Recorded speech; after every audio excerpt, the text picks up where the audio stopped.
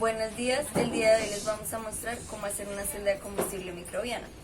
Mi grupo está conformado por María Fernanda Londoño, Laura García, Michael Sánchez, William González y quien les habla es Sofía Bernate. También, después de mostrarles cómo hacerla, les vamos a mostrar los resultados que obtuvimos y que analizamos de esto. Pues antes de mostrarles cómo la hicimos, pues necesitamos saber qué es una celda de combustible microbiana. Una celda de combustible microbiana es un dispositivo que convierte un sustrato biodegradable directamente a electricidad. Estas celdas con plantas lo que hacen es que incorporan material vegetal en la región del ánodo, en donde los exudos de la planta serán utilizados por los microorganismos y la utilizarán como una fuente de energía y también una fuente de carbono. A su vez, los organismos lo que hacen es que liberan electrones que serán recogidos en el ánodo y con un suficiente potencial eléctrico se generará pues una energía eléctrica que puede ser medida. Estas se pueden monitorear a través de ciertos parámetros electroquímicamente, tales como la densidad de potencia, corriente eléctrica y el voltaje. Nosotros en este caso lo medimos en corriente eléctrica generada. Básicamente lo que pasa en estas celdas es que se transforman la energía que le llega a las plantas del sol por medio de la fotosíntesis a energía eléctrica debido pues a los electrones recuperados por los microorganismos en el circuito. Esto se consigue cuando las bacterias a través de su metabolismo transfieren electrones desde un donador hasta llegar a su aceptor de electrones.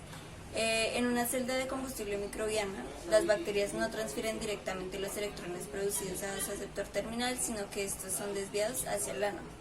Esta transferencia puede ocurrir de varias formas, bien sea a través de la membrana o a partir también de un mediador soluble. Y pues estos electrones fluyen a través de un circuito externo. Estas celdas de microbianas están compuestas por 5 cosas. La primera, un cátodo. La segunda, un ánodo. La tercera es un separador o una membrana de intercambio de protones.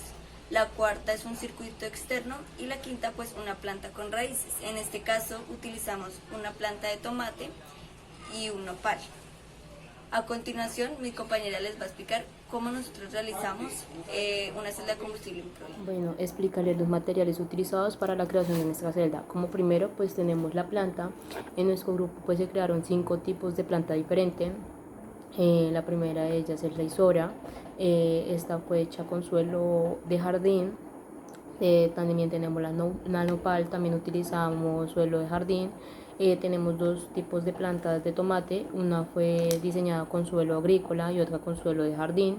Tenemos la limón Tahití, que fue también diseñada con suelo de jardín. También contaremos pues en este caso con un ánodo y un cátodo. El ánodo pues hará el proceso de oxidación, es decir, se encargará de perder electrones. Ese será nuestro polo positivo, y también contaremos con un cátodo que pues este hará el proceso de reducción, se encargará de recibir los electrones, es decir, será nuestro polo positivo. Irá conectado a un montaje de circuito de cada, pues para eso se necesitará alambre de cobre, se necesitará grafito y un bombillo LED. Lo primero que se hará pues será pelar quitar las punticas de los alambres de cobre con un bisturí. Ya pues posteriormente ya se había hecho. Entonces lo que se procederá a hacer es conectar en la punta de cada uno de los alambres de cobre un grafito. Así tiene que quedar más o menos así conectado.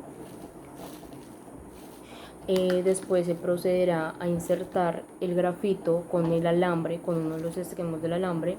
Uno irá en la parte de arriba, como se mencionó anteriormente. Ya una vez conectado nuestro grafito a nuestro cable, este irá introducida en la parte de arriba. Este será nuestro ánodo, y en la parte de abajo irá nuestro otro grafito conectado a nuestro cable. Este hará nuestro cátodo. Después, ya introducido Ya una vez introducido nuestro ánodo y nuestro cátodo, tiene que quedar más o menos así. Así. Las puntas restantes de nuestro circuito, de nuestros cables, irán conectados a nuestro bombillo. Entonces el bombillo tiene una puntica más larga que la otra. Entonces lo que haremos es que en la punta larga del bombillo irá nuestro cátodo y en la punta corta del bombillo irá nuestro ánodo. Entonces esto queda conectado de la siguiente manera.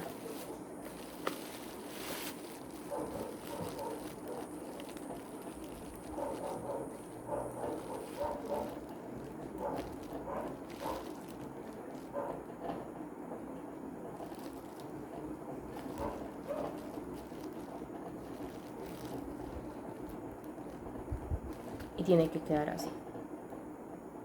Así se hizo con todas nuestras plantas, con los 5 tipos de diferentes tipos de plantas que se utilizaron. Así quedó nuestro circuito eléctrico para eh, para nuestra para el montaje de nuestra celda. Por consiguiente, vamos a analizar los resultados que presentaron cada una de las celdas microbianas con plantas. Con el nopal podemos ver que mantuvo una temperatura bastante estable, al igual que su pH, el cual no varió de 7,5. Su flujo de corriente inició en su primera semana con 40 microamperios, su segunda con 50 y tuvo su pico en la tercera semana con 120 microamperios. En la semana 4, 5 y 6 estuvo en un promedio entre los 40 microamperios. Para la tomatera, su temperatura también estuvo entre los 32,6 y 33 grados, bastante estable. Su pH estuvo en los 7. En sus 2 primeras semanas no se registró flujo de corriente. En la tercera y cuarta se registró un flujo de corriente de 1 microamperio. Para la quinta, sexta y séptima tendió a la alza, llegando hasta los 3,2 microamperios. Para la tomatera que se plantó en Agua de Dios, también tuvo una temperatura algo similar a la anterior. Su mínimo fue de 29, su máximo fue de 33 grados centígrados. Su pH tuvo un mínimo de 6,5, el máximo llegó a 6,9. Al igual que el anterior, no presentó flujo de corriente en sus 2 primeras semanas.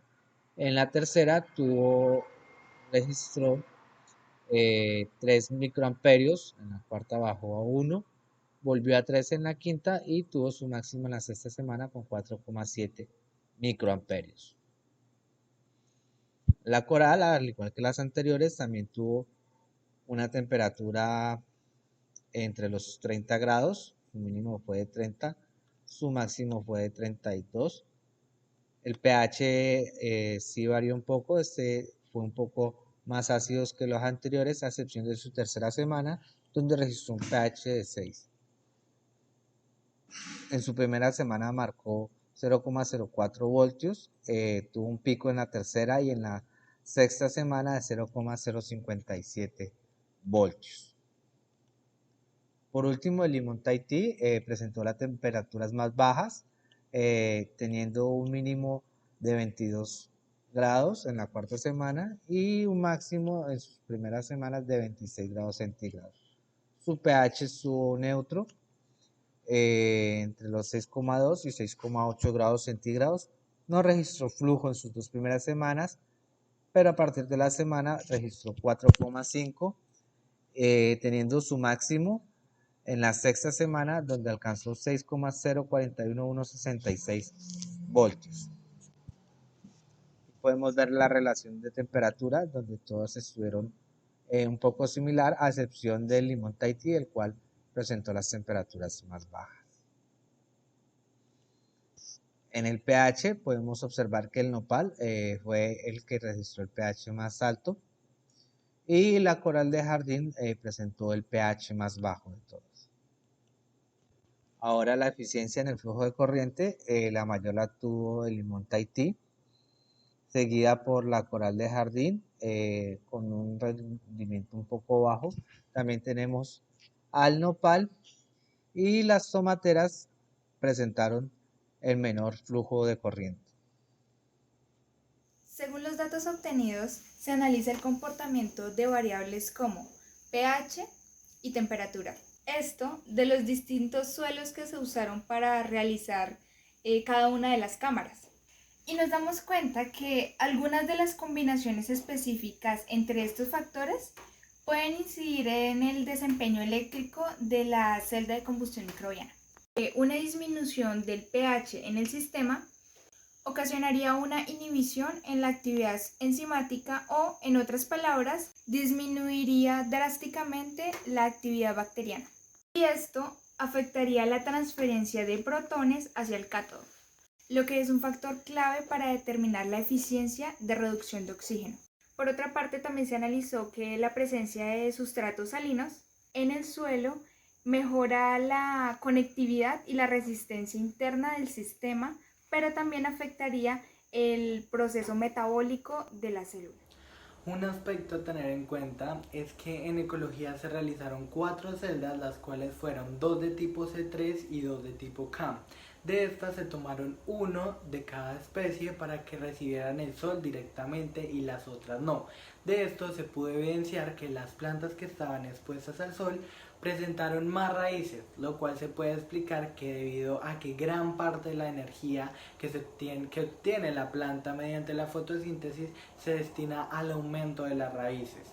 También otro aspecto a tener en cuenta que cabe destacar es que para tener una mayor eficiencia se utilizó grafito en el ánodo y en el cátodo, pues debido a la alta densidad de potencia que presenta. En conclusión, la celda de combustible microbiano es una tecnología más para obtener energía alternativa y al mismo tiempo podría ser implementada también para limpiar residuos orgánicos de algunas aguas contaminadas. Más sin embargo, para aplicaciones mayores es necesario mejorar como la eficiencia e investigar los componentes con el resultado más favorable para un mejor desempeño en este campo y pues obviamente para tener eficiencia en la energía. Para terminar, otra conclusión es que el desarrollo de las celdas de combustible biológico constituye una oportunidad para profundizar en el conocimiento de las complejas interacciones entre la comunidad microbiana y un sustrato, que están involucradas en el proceso de transferencia de electrones. Ya con esto concluiríamos nuestro video.